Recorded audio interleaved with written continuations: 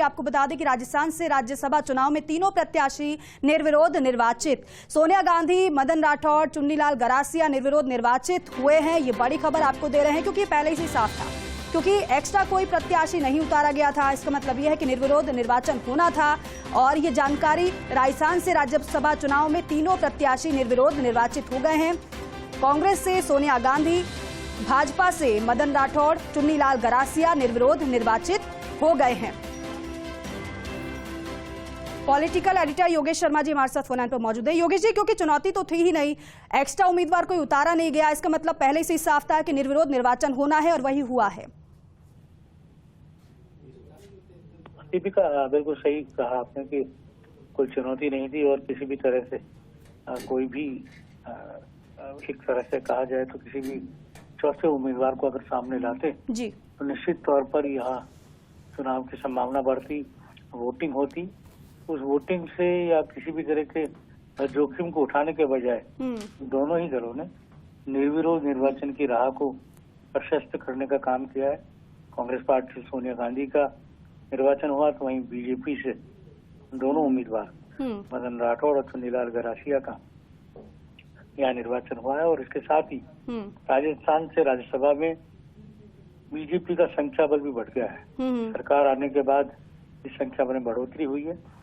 अगर कांग्रेस का राज आता तो यही स्कोर कांग्रेस 2 होती और बीजेपी 1 होती, और अब कांग्रेस 1 पर रह गई और बीजेपी 2 सांसद का निर्वाचन हो गया है। तो कहा जा सकता है। और सबसे बड़ी बात ये कांग्रेस पार्टी की सबसे बड़ी नेता जी सोनिया गांधी राजस्थान से राज्यसभा के अंदर होंगी।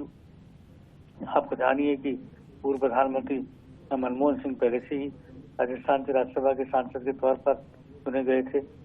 और इसके साथ ही तमाम जो कांग्रेस के और भी बड़े नेता, चाहे मुकुल वासनिक हो, चाहे रणदीप सिंह सुरजेवाला हो, और चाहे प्रमोद तिवारी, राजस्थान के कोटे से ही सांसद बने थे। तो एक सबसे बड़े चेहरे के तौर पर सोनिया गांधी को राजस्थान से कांग्रेस पार्टी ने भेजा। वहीं भारतीय जनता पार्टी से मदन राठौड़, जो कि मारवाड़ गौड़वाड़ से आते हैं, पाली जिले से ताल्लुक है, सुमेरपुर से विधायक रह चुके, उनको लेकर भारतीय जनता पार्टी ने बड़ा दाव खेला था। और मूल ओबीसी वर्ग से उनका ताल्लुक है। मदन राठौड़ अब जहाँ एक तरफ विधानसभा में उनको टिकट नहीं मिल पा था, वहीं अब वो बीजेपी के बतौर सांसद अपर हाउस के अंदर उनका एक कहा जा सकता है एक राजनीतिक भविष्य एक नई सिरे से लिखा जाएगा। वहीं चुन्नीलाल गरासिया आदिवासी नेता है और उदयपुर डिवीजन से ताल्लुक रखते हैं, वागड़ इलाके से ताल्लुक रखते हैं। और कहा जा सकता है कि ये भी एक बड़ा दाव बीजेपी ने खेला था, आदिवासी कार्ड खेला। चुन्नीलाल गरासिया सीनियर लीडर के तौर पर उनकी बीजेपी के आदिवासी नेताओं के बीच में गिनती होती है। वो लोकसभा का चुनाव भी लड़ चुके, जीत भी चुके, और इसके साथ ही अब वो राजस्थान से राज्यसभा के अंदर बतौर सांसद कहलाएंगे।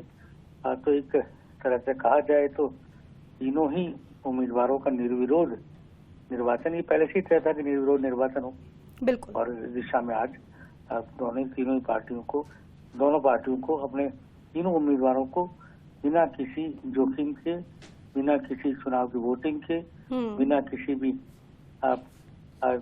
मतदान की प्रक्रिया को आगे बढ़ाते हुए या बिना किसी बाड़ेबंदी के तीनों उम्मीदवारों का निर्विरोध निर्वाचन हो गया है। और अच्छी बात यह है कि राजस्थान से कांग्रेस पार्टी के लिए अच्छी बात रहेगी कि उनकी सबसे बड़ी नेता सोनिया गांधी राजस्थान से राज्यसभा की सांसद होंगी। जी बिल्कुल। पीसीसी चीफ गोविंद सिंह डोटासरा योगेश जी विधानसभा पहुंच गए, यानी अब तो निर्विरोध निर्वाचन हो गया है, बधाइयों का सिलसिला शुरू।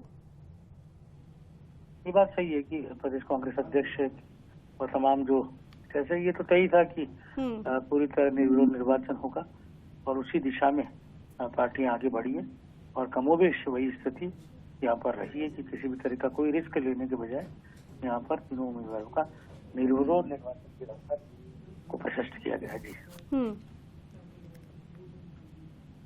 बिल्कुल। ये 2 तस्वीरें अपने दर्शकों को हम दिखा रहे हैं योगेश जी, लेकिन ये मैं सिर्फ तस्वीरें नहीं है बल्कि रणनीति के तहत पहले प्रत्याशियों का चयन हुआ भाजपा की तरफ से और उसके बाद जब ये दोनों ही राज्यसभा उम्मीदवार बनाए गए और उसके बाद अब ये जीत गए हैं निर्विरोध, तो इसमें भी कई मैसेज छिपे हुए हैं। तो वहीं अगर सोनिया गांधी की बात की जाए तो कांग्रेस इसको लेकर लगातार यही कह रही है कि हमारे कार्यकर्ता बहुत ज्यादा उत्साहित हैं, क्योंकि अब सोनिया गांधी यहां से जीत चुकी है, प्रत्याशी बनाए गए, उस समय भी उत्साहित सभी नजर आए थे, और अब क्योंकि निर्विरोध निर्वाचित हो गई हैं तो और भी ज्यादा उनके लिए खुशी की बात, ऐसा कांग्रेस कहती हुई नजर आई।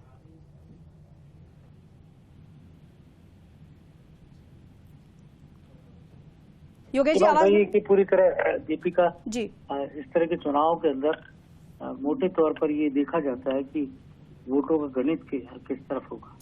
जहाँ 51 वोटों एक साथ कहीं पड़ रहे हैं, कहीं कम पड़ रहे हैं, तो वहां पर ये कोशिश होती है कि बिना किसी जोखिम के चुनावी समर में उतारा जाए। कोई निर्दलीय अगर चुनाव लड़ना चाहता है तो वो भी तभी चुनाव लड़ता है जब उसके पास संख्या बल हो या कहीं पर भी उसकी जीतने की कोई थोड़ी बहुत भी संभावना हो। राजस्थान में इंडिपेंडेंट उम्मीदवार का राज्यसभा सांसद बनना इतना आसान नहीं होता। आपको ध्यान ही है कि यहाँ पर कमल मोरारका जैसे दिग्गज व्यवसायी चुनाव लड़ चुके, और यहाँ पर और भी कई नेताओं ने भाग्य आजमाने की कोशिश की, और रणनीतिक तौर पर भी कांग्रेस बीजेपी या उम्मीदवार उतारती रही है कि जिससे चुनाव भी हो और एक दूसरे को पटखनी देने का काम किया जाए।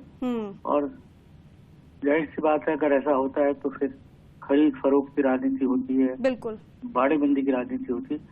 लेकिन अभी मुझे लगता है लोकसभा चुनाव ठीक सामने है, तो दोनों ही पार्टियों ने सेफ साइड जाना उचित समझा। किसी तरह का कोई चुनावी प्रपंच में जाने के बजाय बिल्कुल सीधे तौर पर चुनावी उस मानसिकता के साथ काम किया कि कोई जोखिम नहीं लेना, बिल्कुल, और पूरी तरह से निर्विरोध निर्वाचन, पूरी तरीके से निर्विरोध निर्वाचन तीनों का ही हो चुका है। बहुत शुक्रिया योगेश जी बातचीत करने के लिए।